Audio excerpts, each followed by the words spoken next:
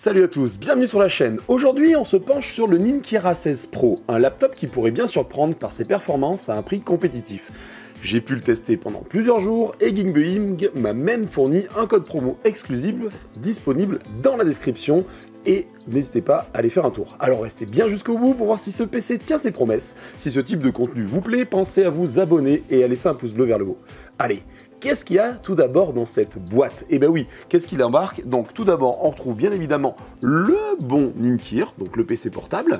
Avec ça est accompagné d'un chargeur, donc chargeur en USB-C, donc ça c'est cool, charge jusqu'à 100 watts, mais on en parlera un petit peu plus loin, donc ça c'est assez sympathique. On retrouve aussi à l'intérieur tout ce qu'il faut pour le clavier, donc parce que le clavier c'est un QWERTY à la base à l'intérieur, donc pour le transformer en AZERTY, il y a juste à coller des petits stickers. Alors au début je me disais, coller les stickers c'est moyen, mais malgré tout ça fait plutôt le taf, vous allez voir quand je l'ouvrirai. En plus de ça on retrouve le Quick Start Guide à l'intérieur, donc le démarrage, tout simplement, dans plusieurs langues. Rien de particulier si ce n'est comment appuyer sur le bouton pour démarrer l'ordi. Rien de fou. En plus de ça, une petite tapis de souris assez sympa, brodé sur les bords, donc ça c'est sympa aussi. Allez, on va l'ouvrir vite fait, ça va faire un petit peu de bruit, un petit peu de crunch, on va le faire dans la vidéo. Tac. Donc ça c'est quand même pratique, c'est des petits plus, alors ça c'est pas grand chose, mais malgré tout un petit tapis assez simple. Alors on voit la finition est pas dingo, mais malgré tout ça fait largement le taf pour un petit tapis de souris qu'on gardera à côté pour utiliser avec bien évidemment la souris qui est fournie avec. Ça c'est cool, voilà, un petit PC avec une petite souris, alors simple, molette simple, clic droit, clic gauche, alors comme vous entendez, ça fait un petit peu de bruit, mais bon après rien de particulier, elle est en USB, tout simplement. C'est pas dingue, mais pour moi, ça fera largement le taf pour ce qu'on a à faire. Et on va tout d'abord commencer par le design de ce PC. Ce PC, il est assez joli. Il est en alu brossé, donc un métal assez brossé qui est assez sympa. Il garde pas forcément trop les traces de doigts, etc. dessus. C'est assez propre. Et bien évidemment, on va l'ouvrir, voir un peu quoi ça ressemble à l'intérieur. Donc, il fait pas très lourd. Il fait 1,87 kg, donc pas forcément très lourd. On voit de la connectique, je vous en parle juste après. À l'intérieur, donc quand on l'ouvre, on voit que c'est un PC. Donc, vous voyez, quand j'ouvre déjà, l'avantage qu'il y a, c'est qu'il y a assez de poids pour lever l'écran sans que ça soit forcément gênant. Donc là vous avez vu, j'ai mis ma petite caméra au-dessus et c'est vraiment cool, je trouve que ça rend plutôt bien. On va dégager un petit peu ce qu'il y a autour pour que ça rende encore plus sympa et on va démarrer cet ordi. Alors pour le démarrer tout simplement, on clique sur le côté, allez on va brancher la souris et le petit port USB, hop là, juste ici, comme ça au moins on va se balader avec la souris. Pas qu'à clic, pourquoi pas. Donc là comme vous pouvez le voir, donc on est sur un écran en plus qui s'ouvre à 180 degrés. Donc ça c'est sympa, ça permet de le poser sur une table et de par exemple regarder à plusieurs dessus. Et puis moi pour la présentation encore plus, c'est encore plus sympa. Entrée pour rentrer, donc mon petit mot de passe, je vous le montre pas. Tac. Bah oui, ça sera pas trop simple, vous aurez le mot de passe après pour rentrer dans l'ordi. Ninkir, j'ai déjà installé Battle.net parce que je voulais tester un petit peu ce que ça donnait en jeu, parce que c'est pas forcément un PC qui est forcément fait pour les jeux, mais malgré tout, il se défend plutôt bien dans sa catégorie. Qu'est-ce qu'on retrouve donc quand on regarde ici? On voit ici les haut-parleurs qui sont sur les côtés, qui donnent un son assez stéréo, qui est assez sympa. Le pavé numérique qui est assez grand, on n'est pas sur un petit pavé numérique. En termes, vous voyez, quand j'appuie dessus, il n'y a pas de déformation du clavier, on est vraiment sur un châssis assez solide, vraiment alu brossé, en acier brossé, donc il est plutôt sympa. Et on voit vraiment un côté solidité sur ce clavier qui est assez cool. L'écran, donc là on est sur un PC qui est en 16 pouces, avec un écran 2K, et ça je vais en parler un petit peu plus loin. Le clavier qui est rétroéclairé, donc comme vous pouvez le voir, donc on voit qu'il est un peu moins rétroéclairé par endroit, tout simplement parce que j'ai été coller les petites touches, et sincèrement, ça rend pas trop mal. C'est pas dégueulasse, j'ai collé ça assez droit aussi, c'est pas mal. Donc j'ai pas collé partout parce que je connais certains coins.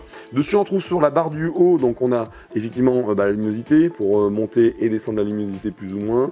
Hop, voilà, on va laisser assez haut parce qu'on voit la luminosité. Le changement d'écran, couper le pavé numérique si vous voulez pas être embêté en jouant, par exemple avec clavier souris, que vous n'avez pas de passer la main dessus, vous pouvez le désactiver, monter, éteindre le son, etc. La luminosité du clavier, donc plus ou moins, il y a différentes puissances de luminosité.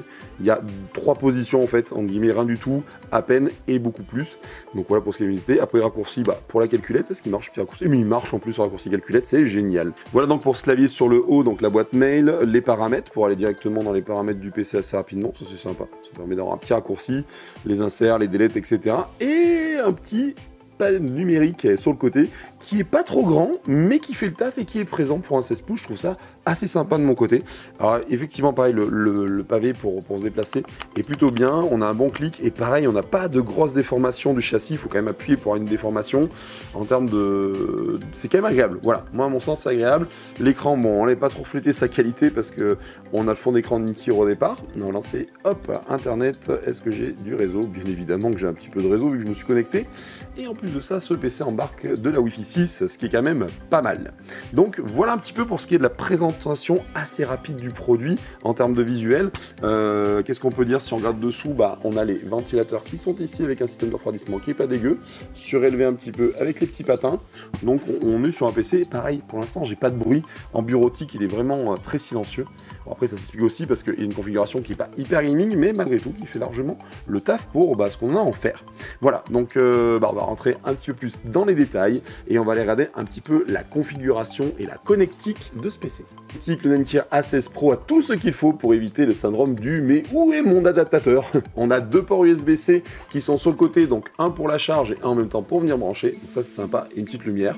Deux ports USB-A qui sont de l'autre côté, qui permettent de brancher la souris assez facilement. Le port HDMI qui est juste ici, ça c'est pas mal, c'est plutôt bien pour aller mettre un écran en extérieur. À l'intérieur de cette petite bête, on retrouve un AMD Ryzen 7 en 8845 HS. Donc je vous fais pas un dessin, mais c'est un PC qui embarque donc un processeur 8 cœurs et 16 threads, avec une fréquence boost jusqu'à 5,1 GHz, ce qui est plutôt pas mal pour un processeur très, on va dire, puissant pour tout ce qui va être des montages vidéo, pour du gaming léger, parce que bien évidemment il n'y a pas de carte graphique à l'intérieur de cet ordi.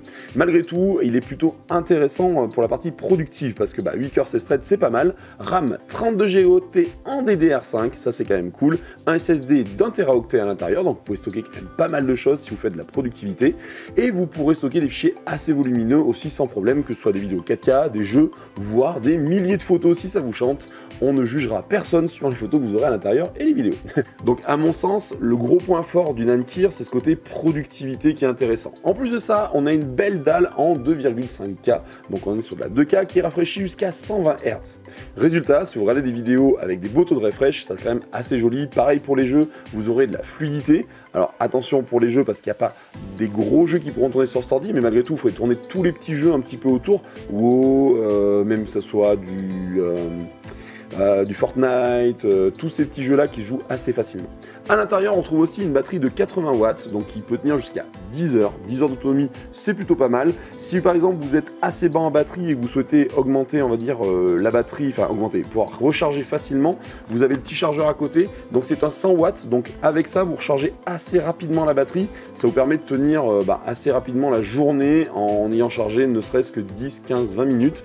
Donc ça c'est assez intéressant à mon sens. Pour ce qui est de la RAM, pour revenir un peu dessus, c'est de la DDR5 en 4800 MHz, donc c'est plutôt pas mal, c'est un beau taux de, on va dire, de cadence, donc c'est une RAM qui est intéressante, on n'est pas non plus sur de la DDR5 en 3006, qui sera assez pourri, on est sur une classe qui est assez sympa et qui permet de ouatter un petit peu. Allez, maintenant on va passer un petit peu au test que j'ai pu faire sur cet ordinateur pour vous donner un petit peu mon ressenti. Alors déjà, quand ce PC il tourne, soit en termes de jeux vidéo, etc., il chauffe pas beaucoup. Le refroidissement est plutôt intéressant, il n'y a pas beaucoup de bruit au refroidissement, ça c'est quand même cool. Alors attention, à l'intérieur on a une AMD Radeon 780M graphique, donc qui est intégrée au processeur. Malgré tout, du coup, j'ai testé un peu ce CPU pour lui balancer un peu les tests dans la gueule. Et quand j'ai testé sur Cinebench, je me retrouve avec un processeur qui réagit très bien, comme vous pouvez le voir. On est juste derrière les Apple M1 Max, Ultra et M1, donc qui se place plutôt bien avec 3,8 GHz de taux de refresh, de cadence normalement sur ce processeur. Donc on va dire sur du monocore, on est plutôt pas mal. Après, j'ai fait le test sur tous les corps en même temps, du multicore, et là on retrouve qu'une fois de plus il se passe pas trop mal. Alors effectivement l'Apple M1 Ultra est vraiment au-dessus, on retrouve assez facilement au-dessus l'Intel Xeon, AMD Ryzen Thread, etc., des Ryzen 7, bref, malgré tout on est 7ème de ce classement, ce qui est pas déconnant. Alors oui, le score est pas dingo, mais comme vous pouvez voir par exemple un i9 en 9880H est quand même loin derrière, donc on se place plutôt bien avec ce processeur. Il marche très bien à mon sens pour tout ce qui va être du solide, si vous avez fait par exemple de Photoshop, si vous voulez aller faire du montage vidéo, si vous voulez commencer à faire des gros rendus sur Blender, etc., ce PC il arrivera à répondre assez facilement. En plus de ça, à l'intérieur on trouve les 32 Go de RAM, c'est pas déconnant 32 Go de RAM pour un PC portable, surtout pour du productif, et ça c'est quand même intéressant. Et ce PC, il ne faut pas oublier qu'il est quand même moins de 1000 €.